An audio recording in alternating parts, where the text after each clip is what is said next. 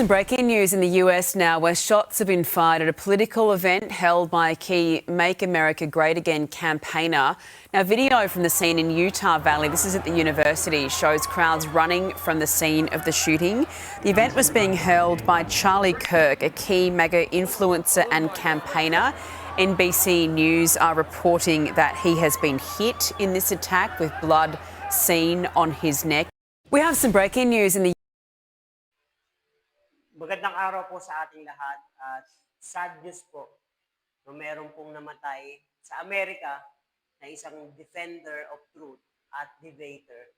Magaling na magaling to na debater at marami siyang marami nakikipag-debate sa kanya na nasasyaran niya po ng gospel at nagiging Kristiyano, nagiging iba pa nagiging pastor, sikat to, no? Even si Donald Trump talaga nalungkot talaga siya.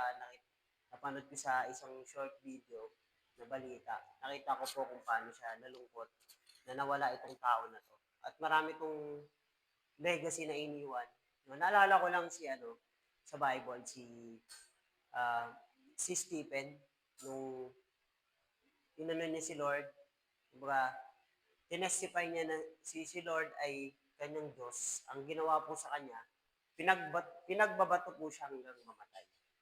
Nakita natin, di naman natin alam bakit ano nangyari. Siguro daming nagagalit talaga kay Charlie Kirk sa mga sinasabi niya. Dahil talagang, magaling at mahusay talaga ito na defender of truth at debater. Marami talagang tao nakakakilala kay Lord tuwing ginagamit siya sa pagdi-debate. So, maraming kabataan na maging katulad ni Charlie Kirk na talagang binaglaban yung katotohanan. Actually, naalala ko lang habang pinabasa ko yung mga comment dito sa social media at sa mga balita. Naalala ko ulit si Stephen. Si Stephen, pinaglaban niya yung katotohanan hanggang pinagbabato siya. Diba? Sabi nga, ng mga Pariseyo, ng mga taong religious, pero pinaglaban niya pa rin yung katotohanan at gospel to. Defender of truth.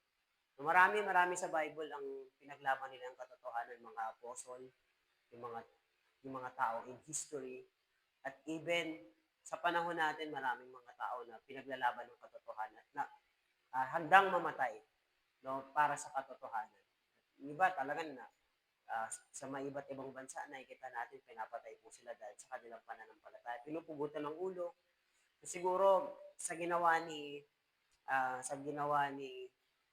Charlie Kirk,